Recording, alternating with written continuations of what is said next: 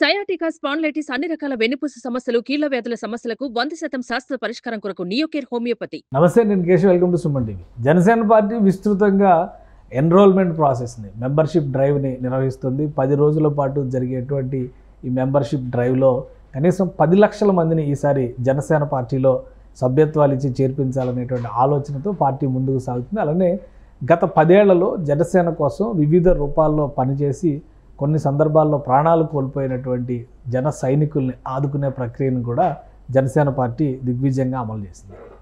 ఎవరెవరు చనిపోయారు, ఎంతమంది చనిపోయారు, వారిని ఆదుకునే క్రమంలో జనసేన పార్టీ అనుసరిస్తున్నటువంటి విధానాలు ఏంటి, ఈ అంశాలను విశ్లేషించేటువంటి ప్రయత్నం చేద్దాం. మనతో పాటు అనలిస్ట్ చంద్ర శ్రీనివాస్ గారు.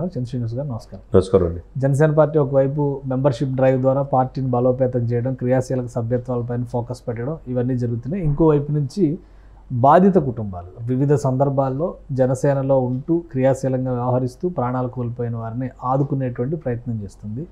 ఎంతవరకు వచ్చింది ఈ ప్రాసెస్? కానీ రెండు వైపులా మెంబర్షిప్ డ్రైవ్ కావచ్చు, వీరిని ఆదుకునేటువంటి ప్రక్రియ కావచ్చు. డెఫినెట్గా అండి. అంటే ప్రతి పార్టీ కూడా కార్యకర్తల్ని కాపాడుకోవాల్సిన అవసరం ఉన్నది. వివిధ రూపాల్లో వాళ్ళకి ఇన్సూరెన్స్ ఇచ్చే ఇది అనవాయితీ అనేది రోజు రోజుకి వస్తుంది. ఎందుకంటే వాళ్ళు అధికారంలో ఉన్నా లేకపోయినా పార్టీ విధానాలు తీసుకెళ్లేది కార్యకర్తలే కాబట్టి కార్యకర్తలు కరెక్ట్గా ఉంటేనే ఆ పార్టీ మనుగడ ఉంటుంది.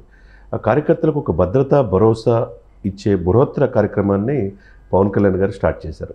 ఎందుకంటే క్రియాశీలక సభ్యులకు వాళ్ళకి ఇన్సూరెన్స్ అనేది కట్టడం, తర్వాత వాళ్ళు ఏదైనా విపత్కరమైన పరిస్థితుల్లో చనిపోయినా కానీ లేకపోతే క్షతగాత్రులైనా కానీ వాళ్ళకి ఆ యొక్క ఇది బెనిఫిట్స్ వచ్చే అవకాశాన్ని కల్పించడం అనేది ఒక మంచి వాతావరణానికి పవన్ కళ్యాణ్ గారు తీసుకొచ్చారు. మీరన్నట్టు దశాబ్దం పైన ఆ పార్టీని నమ్ముకొని ఉన్నారు.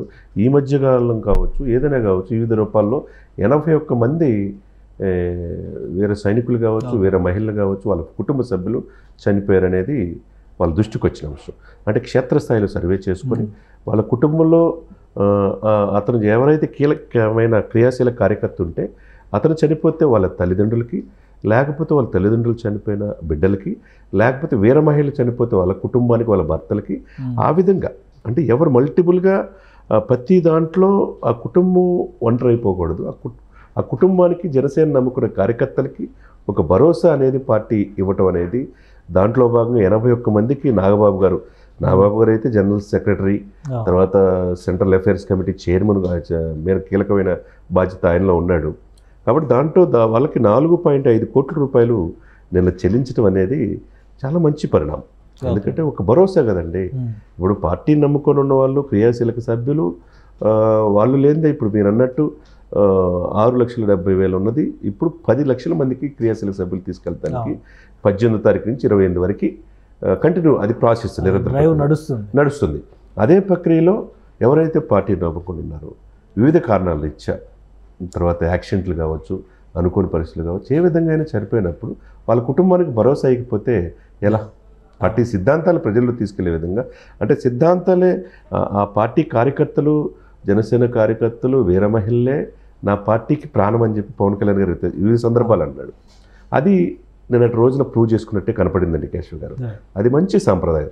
ఇంకొక మాట ఏంటంటే నాగబాబు గారు ఒక్కొక్కరికి 5 లక్షలు చెక్ ఇచ్చే క్రమంలో తన కళ్ళమ్మడి నీళ్లు పెట్టుకొని, ఇది పవన్ కళ్యాణ్ గారి ఆలోచనలో నుంచి అద్భుతమైన ఆలోచన చేయడం వల్ల ఈరోజు కార్యకర్తలు భరోసా ఇవ్వగలుగుతున్నాం. తన ముందు చూపుని నేను ఎంతో అభినందిస్తున్నానని చెప్పడం అనేది చాలా మంచి పరిణామంగా మనం భావించాం. ఇంకోటి, జనసేన పార్టీ ఇప్పుడు మొదటిసారిగా అధికారంలోకి వచ్చింది, అధికారంలో భాగం పంచుకున్నటువంటి పరిస్థితి ఉంది. రాబోయే రోజుల్లో కార్యాచరణలో కానీ లేదా ముందు కార్యకర్తల పార్టీకి దన్నుగా నిలిచేటువంటి విధానంలో కానీ మార్పులు చేర్పులు రావచ్చు. సో ఈ క్రియాశీల సభ్యత్వాలు తీసుకున్న వాళ్ళకి నెక్స్ట్ లెవెల్ భరోసా ఏ విధంగా ఉండబోతుంది? ఇన్సూరెన్స్ స్కీమ్స్ అమలు చేయడంతో పాటు వాళ్ళ ఫ్యామిలీస్ వెల్ఫేర్ పైన కూడా పార్టీ ఏమైనా ఫోకస్ పెడుతుంది? డెఫినెట్గా వెల్ఫేర్. ఇప్పుడు ప్రభుత్వం ఎదురుగా అధికారంలో వచ్చింది, దశాబ్దం పైన అధికారంలో పైన 2014, 19, 2024 దశాబ్దం వాళ్ళు ఈ యొక్క ఫలాలు ఇప్పుడు అనుభవిస్తున్నారు. ఇప్పుడు పార్టీకి, వాళ్ళ కుటుంబానికి కావాల్సిన ఏదైతే సంక్షేమ పథకాలు ఉన్నాయో వివిధ రూపాల్లో అవి కూడా వస్తాయి.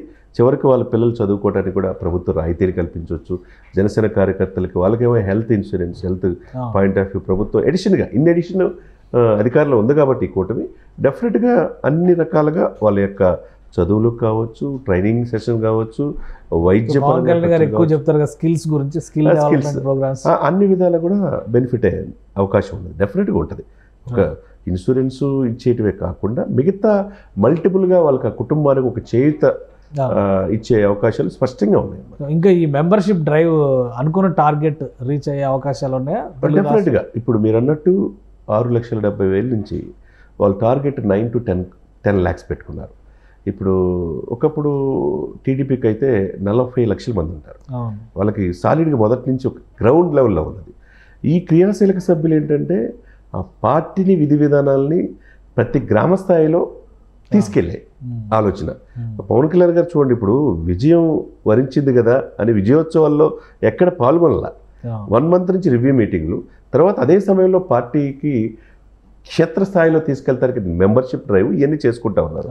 కాబట్టి డెఫినెట్గా వీళ్ళని క్షేత్రస్థాయిలో ముందుకు తీసుకెళ్లే అవకాశాలు స్పష్టంగా ఉన్నాయి. వాళ్ళ ఆలోచనకు తగ్గట్టుగా వాళ్ళకి ఏ విధంగా చేయాలి, పార్టీని ఒకవైపు ఏం చేసుకోవాలి, తర్వాత పార్టీ ఈ కార్యకర్తలు పార్టీకి ఏ విధంగా సహాయపడతారనేది ముందుగా అనేక కార్యక్రమాల ద్వారా చూసుకోవచ్చు అన్నమాట. రైట్, థ్యాంక్ యూ శ్రీనివాస్ గారు, మీ అభిప్రాయాలు తెలియజేసినందుకు. ఇది జనసేన పార్టీ ఒక సమగ్ర ప్రణాళికతో ముందుకు వెళ్తుంది. ఇప్పటివరకు పార్టీకి సేవలు అందించి ప్రాణాలు కోల్పోయినటువంటి వారిని ఆదుకోవడంతో పాటు ప్రస్తుతం అధికారంలో భాగస్వామి అయినటువంటి నేపథ్యంలో కార్యకర్తల సంక్షేమాన్ని కూడా ఏ విధంగా బలంగా అమలు చేయాలనేటువంటి అంశం పైన ఫోకస్ పెట్టినట్టుగా చింత శ్రీనివాస్ గారు చెప్తున్నారు. ఇది special discussion. Keep watching. Suman టీవీలో మీ పర్సనల్ అండ్ బిజినెస్ ప్రమోషన్స్ కోసం కింది నెంబర్కి కాంటాక్ట్ చేయండి.